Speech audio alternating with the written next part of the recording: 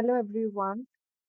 Welcome to today's lecture, that is lecture 7 of Network Security and Cryptography. So, today the table of contents are what is CIA, what are the examples of CIA, and we are going to discuss the CIA model with the help of diagrams also. So, let's begin. हमने इसको पहले भी discuss किया था कि CIA का full form क्या होता है या फिर इसको इजीली आप बोल सकते हैं कि ये क्या है क्या।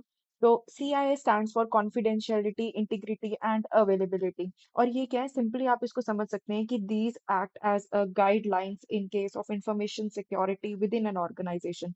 इसको मैं हाईलाइट भी कर देती हूँ।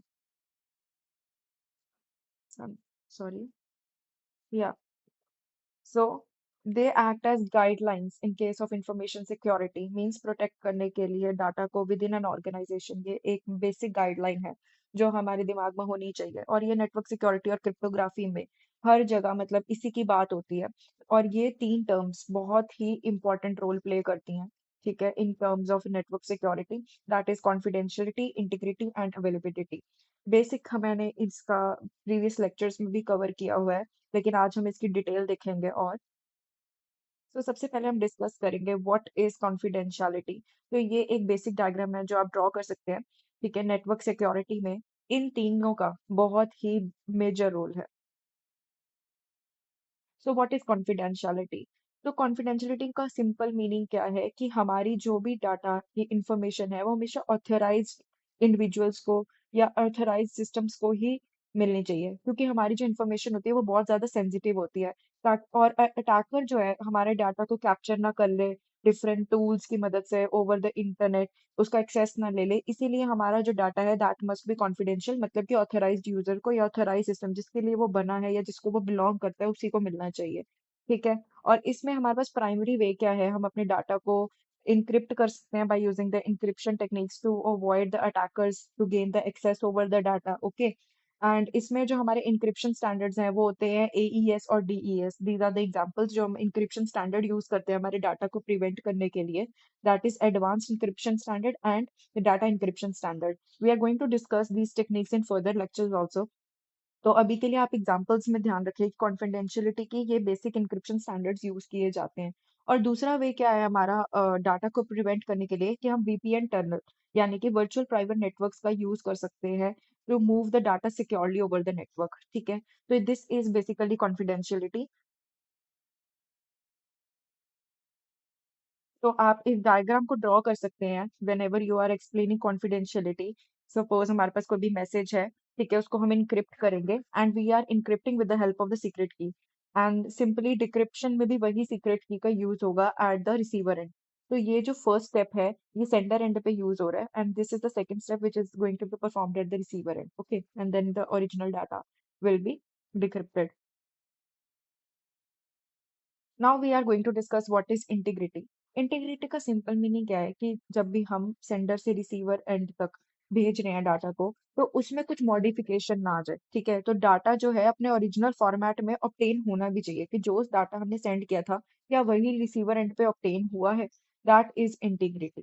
ठीक है, कि हमारे पास कोई करप्शन ना आ जाए डाटा में या एक्सचेंज ना हो जाए डाटा में विद इन द नेटवर्क, क्योंकि नेटवर्क से ही ओवर द इंटरनेट, ठीक है, हैकर्स जो हैं वो एंटर कर सकते हैं और हमारे डाटा को मॉडिफाई कर सकते हैं। लेकिन डाटा को ना मॉडिफाई होने के लिए ही हम इंटीग्रिटी मेंटेन करते हैं अपने सिस्टम के लिए, ठीक है। और इसमें हमारे पास दो कॉमन टाइप्स होती है इंटीग्रिटी की, ठीक है। हमारे कॉमन टाइप्स क्या हैं, SHA that is secure hash algorithm, MD5 message direct 5 जिसको हम कहते हैं जो कि 128 बिट हैश वैल्यू का यूज करता है, और SHA जो है वो 160 बिट हैश वैल्यू का यूज करता है। और SHA के और भी मेथड्स होते हैं जैसे SHA 0, SHA 2, SHA 3।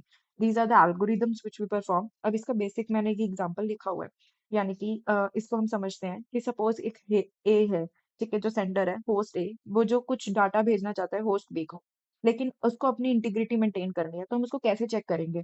अब ऑफ कोर्स जो होस्ट ए है वो एक हैश वैल्यू का यूज मतलब हैश फंक्शन का यूज करेगा, ठीक है। अब उस हैश फंक्शन का मेन काम क्या है कि उस डाटा को जो भी ए सेंड करना चाहता है उस डाटा के साथ एक हैश वैल्यू जनरेट कर देगा, लेट अस से दिस इज H1, ठीक है। अब ये जो डाटा और इसकी जो हैश वैल्यू जनरेट हुई है ये सेंड कर दिया जाएगा होस्ट बी तक, ठीक है। अब बी जो है इस सेम हैश फंक्शन को यूज करेगा, ये सेम हैश फंक्शन को यूज करेगा और चेक करेगा उसके लिए एक हैश वैल्यू जनरेट होगी H2। अब वो चेक करेंगे कि H1 क्या H2 के इक्वल है, ये चेक होगा। इफ इट इज इक्वल, इसका मतलब कि हमारी डाटा इंटीग्रिटी मेंटेन्ड है। अगर H1 is not equal to H2, इसका मतलब कि हमारी डाटा इंटीग्रिटी मेंटेन्ड नहीं है। So this is what it means, and this is the detailed example. Now we are going to discuss availability. So what is availability? This means that the network should be ready to available to its users, ठीक है। और basically इसमें क्या बात होती है, इसमें दो चीजों की बात होती है कि जब भी हमारा यूजर जो है उसको एक्सेस करनी है इन्फॉर्मेशन, उसको उसकी इन्फॉर्मेशन अवेलेबल होनी चाहिए।